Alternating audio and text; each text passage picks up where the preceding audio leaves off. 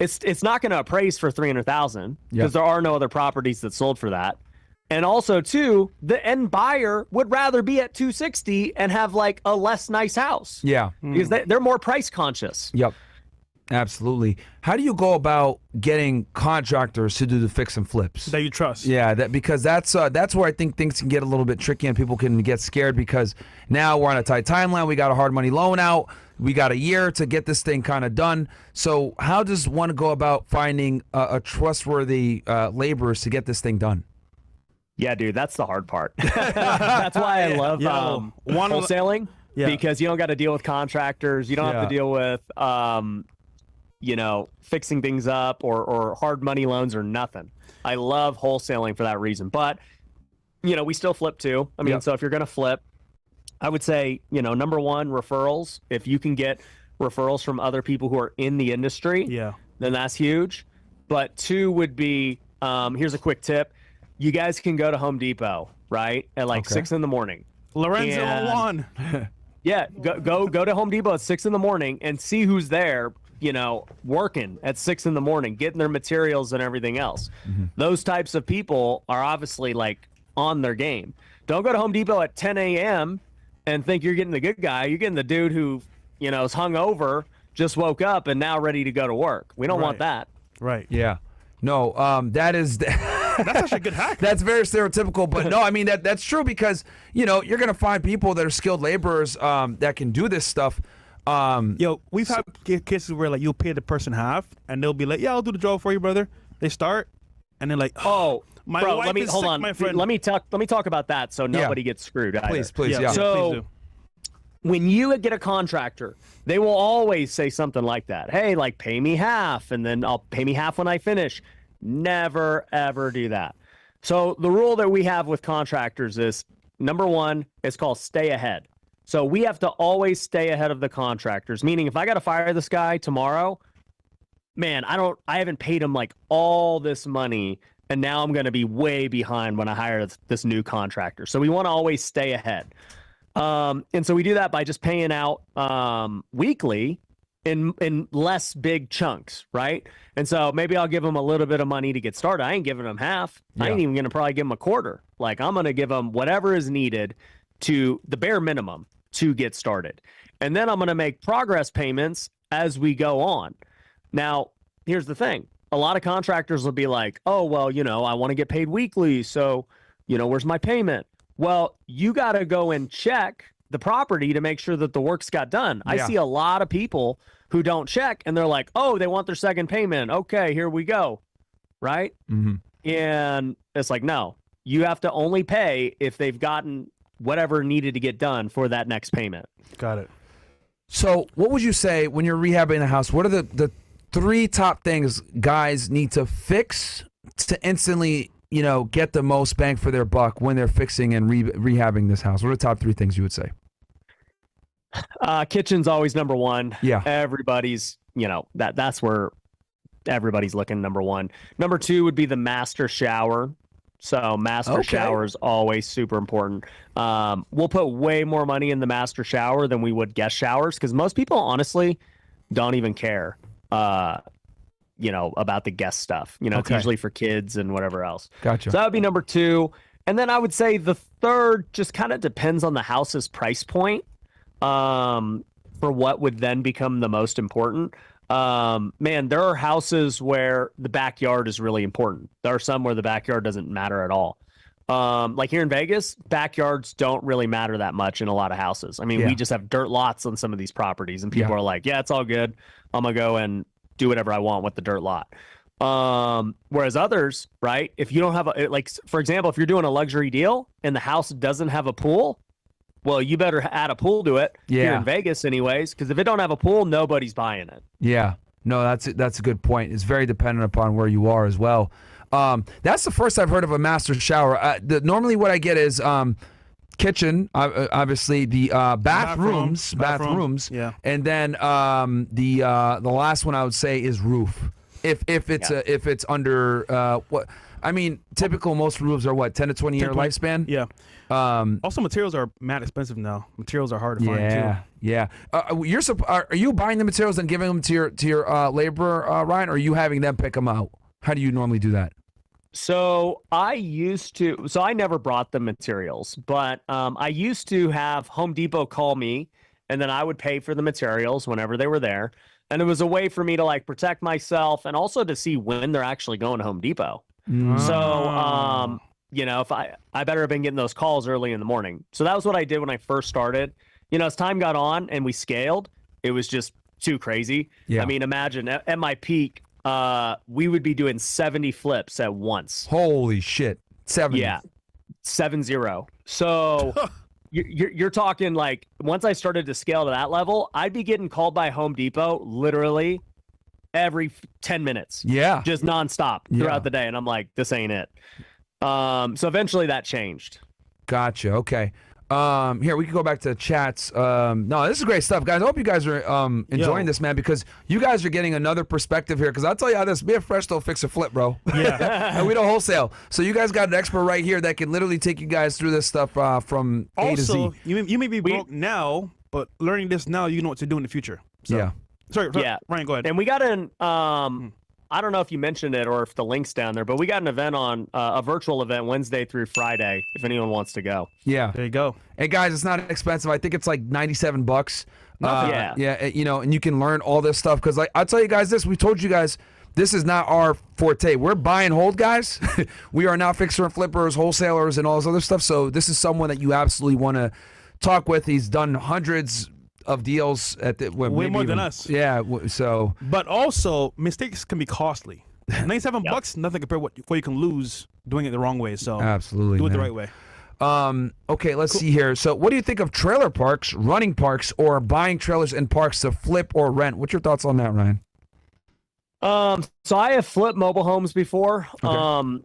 And I treat them just like normal homes. I mean, at the end of the day, we just run the numbers, right? And if it makes sense, it makes sense. Certain mobile homes. So there's a difference. Like mobile homes are their own whole unique niche, right? Yeah. Because if we're just talking about like a mobile home park or a trailer park, that would be commercial real estate because you're just essentially owning the land. All these mobile homes are paying you lot rent. And so, the property is valued on how much lot rent you're getting.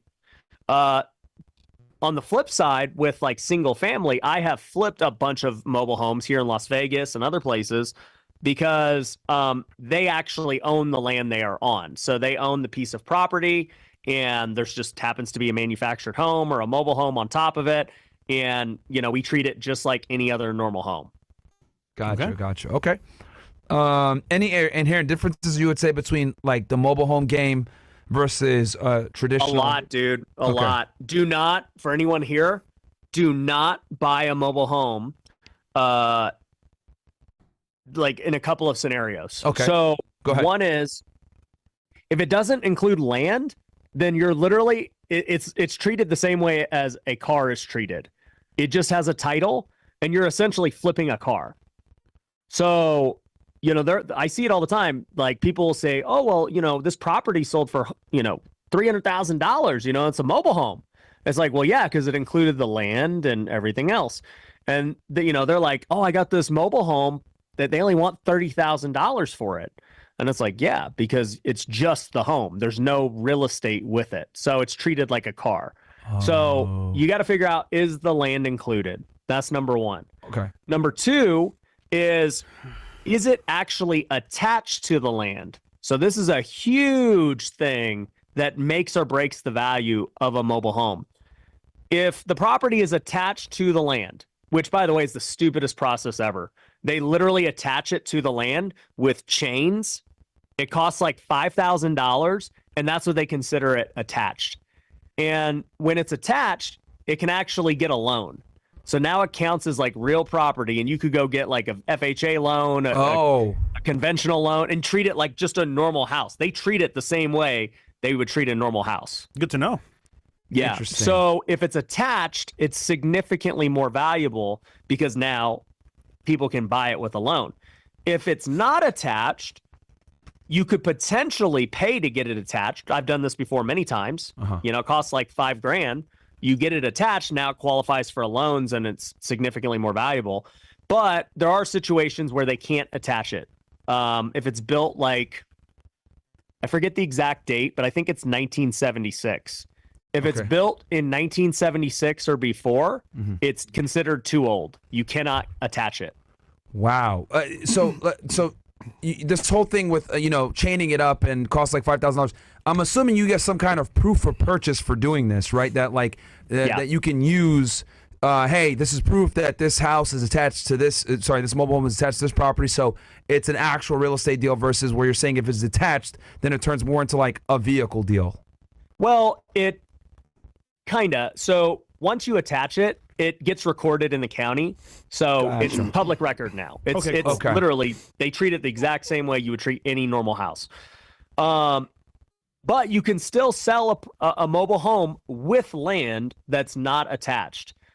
And if you do, it's still worth a lot because you have real estate with it in land, but only a cash buyer could buy it. Okay. Good to know, bro. Honestly, that whole trailer park stuff, I had no idea, bro. So that's a good take there. All right. No, that's a whole other thing. I know Justin Waller deals with trailer parks quite a bit. Yeah. But I didn't know that whole thing where you can attach it and that changes the game. So should they buy it? So don't, basically the tip you're giving here, Ryan, is like don't buy it unless it's attached, right? Or if it can be attached, because then you can have a huge value out. I've bought properties where, I bought mobile homes for $80,000 that had the land that weren't attached. All we did was attach it, and all of a sudden they were worth $200,000. Gotcha. Okay. I can imagine as a seller, I'll just put some chains on the trailer. I'll say, listen, it's attached, bro. Come buy this shit. Yeah, you need that bottom. Yeah, and so you need that proof from them that it's That's a finesse, bro. Yeah, man. It's for sure the biggest finesse in the game. It literally does nothing. Well, there you go. Okay. So basically, they need that paperwork because there's something there that shows that it's recorded with the I guess with the town or the local government. Yeah. They need that. Yep. Okay. Cool. What's next? Good question on the mobile homes, guys. And that's some little game right there. I didn't even know that stuff. E-money. Go ahead. 13-year Army vet in South GA near Savannah. Currently living in a 3-bedroom, 2-bath for $180K through VA loan since 2020. Considering renting out to active duty and getting a place in Savannah with a VA loan and house hack. Also very interested in wholesaling. How do you suggest I get started? Thanks, FNF. We covered it earlier, but Ryan, you want to do a quick run through how to get started in wholesaling? Yeah, I mean, you guys talked about it, right? I think you got to get a mentor, somebody who's done it, just to help you with the contracts, make sure you know what you're doing, get you, situated with figuring out how you're going to talk to sellers. Like, it's a very, wholesaling is simple as far as the mechanics of it. Ryan, you find a deal. Do you do like a consulting 101 for wholesaling, like how to get started fully, like a guide? Yeah, we have coaching. Yeah, so we have coaching for all of it. I mean, I think if anyone wants us to help them out, I think just go to the workshop that you guys mentioned. It's this week, and you guys have a link to it and stuff. So, guys, link is in the description. Get in there, man. Get in that workshop. Like I said before, this is something that you guys can get into. This is an expertise that isn't our thing, really, with fixing and flipping and wholesaling. A lot of you guys might not have the capital to get into wholesaling. We've talked about this a lot. It's a great way to get your feet wet. I think it's better than being a real estate agent. A lot of people want to fucking become real estate agents. I think that's one of the biggest wastes of money. No, Actually, you know what? Real quick, because you were a real estate agent before, Ryan. Can you talk about why? Because for some odd reason, everyone thinks, I want to be an investor. I want to get fix and flipping. I'm going to go get my real estate license. Yeah. Can you talk about that real quick? You do not need a real estate license. So I'll preface this. So I got my license in 2010 when I was 21 years old. I was an agent for 8 years. Never made anything close to being an agent that I made as an investor. Yeah. I also built one of my businesses was I built a real estate brokerage with 200 agents underneath me. So I've had the business from every standpoint you can imagine. As an agent to then, having a brokerage with 200 agents paying me a cut of all their deals. Okay. Yep. Dude, it's just, if you're going to go and put the work in, figure out how to wholesale. Because all your money's in finding deals. If you find deals, you will always have buyers. The problem with agents is not only do they not know how to find deals, but instead they're just constantly trying to go find people that want to buy a house, that want to list a house or whatever, right? And then they're always getting nickel and dimed for their commission. Yeah. You know? Yeah. And it's like, it's always a race to the bottom. And it's like, and most agents I know, they're not actually wealthy because they never buy the properties. They You're just right. always, Commission. you know, yeah, they're just always doing commissions. So, you know, I really don't know that many wealthy agents, but I know lots of wealthy investors and people who started out wholesaling, who eventually did buy and hold and, you know, bought apartments later and, you know, all that stuff. Yeah. Well, and Ryan, you have some houses that you buy and hold, right? I'm guessing. Yep. So Yeah, dude. Real quick for you, what's the matrix for